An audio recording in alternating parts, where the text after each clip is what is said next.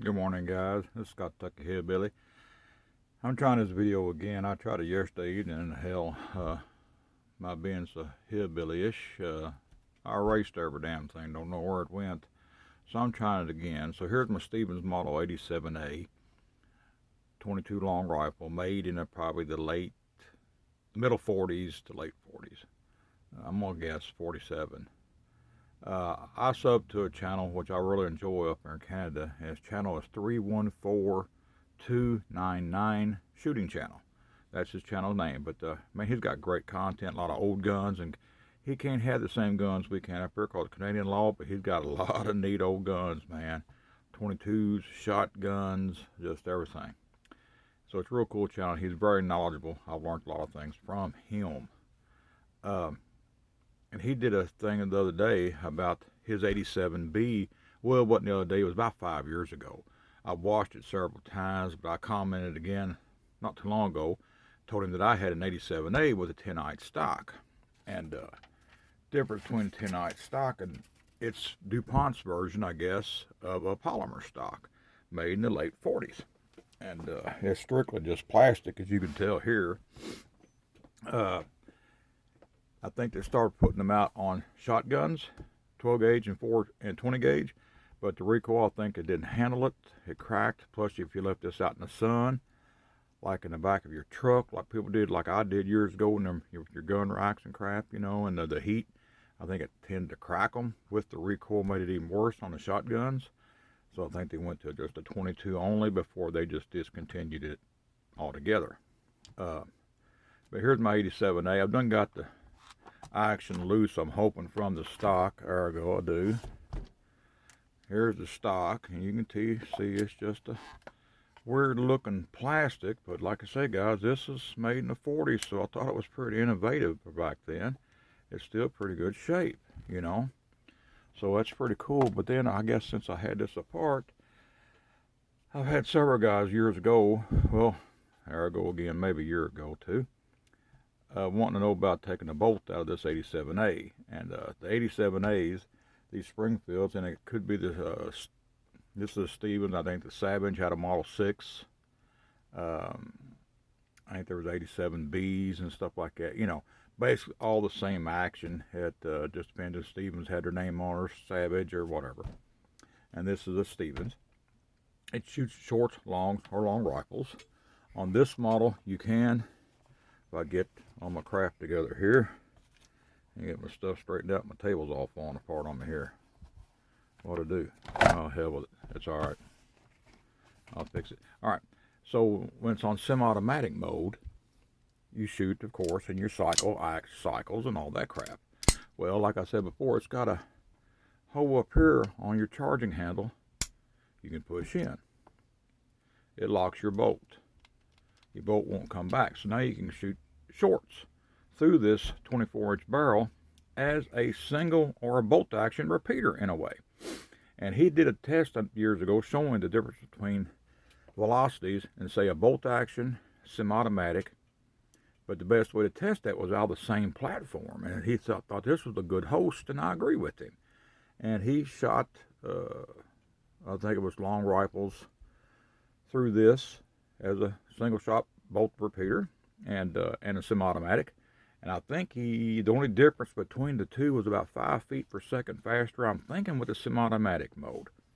But what you would do, then you'd shoot and you'd pull the knob out. If you can see, the knob comes out like that. Of course, it would cycle, and then it would chamber another round. And this one was also called the gill gun. You can see there's several slits right here in the back of the receiver, and you can see when the bolt comes back, you can see it's opened up.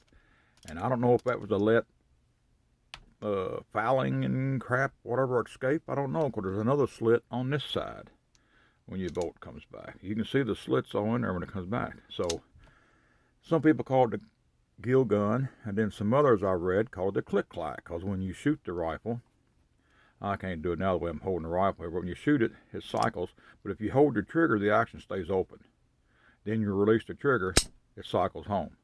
So some people call it the click-clack. I just thought it was kind of interesting. Let me turn my camera here a little bit without making you guys sick, if I can, to try to get, oh boy, might not work. Maybe that'll work. I don't know. I'm getting all turned around here. Try and get it on my damn little workbench here, where I get it in view here. And just what you do on this one right here, you unscrew this knurled knob here. I haven't found a great way to take this one apart, really. I don't like the way it does, but I haven't seen very many of those videos how to.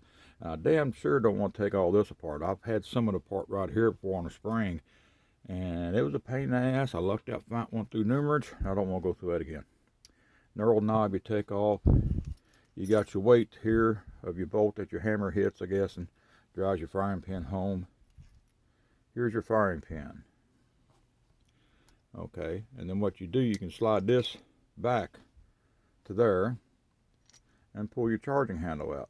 And if you look at the top of your charging handle, you see, I'll show you in a minute, it's got the groove cut in it, where your firing pin will slide through that back here. I'll put it together in a minute, you'll kind of see what I'm talking about. That's how it locks up the bolt on holding the bolt open and crap like that.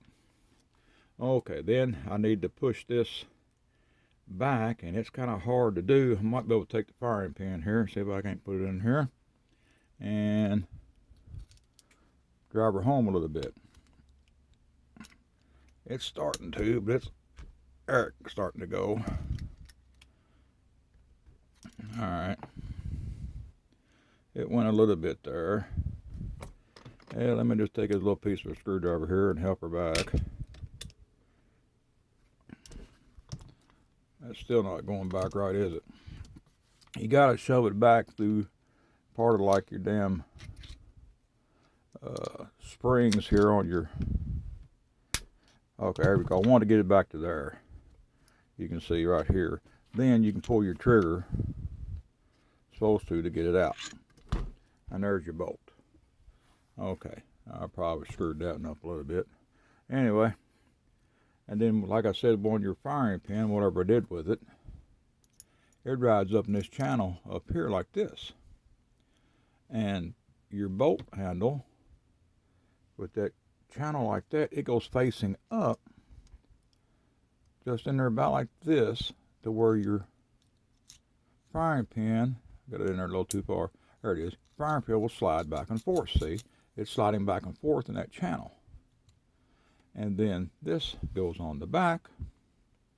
Come on here, Billy, get it before I go to work. There it goes. So it goes in there like that. And of course, when your hammer hits it, this spring here, it drives your firing pin forward, which will slide through that and strike, which you don't come out that far, of course, but it comes out just a little bit, probably about like that, right there somewhere. Hits the rim of the case, blah, blah, blah, we have action. All right, guys, short and sweet, hope it works this time. Oh, Hillbilly loves you. God bless, talk to you later.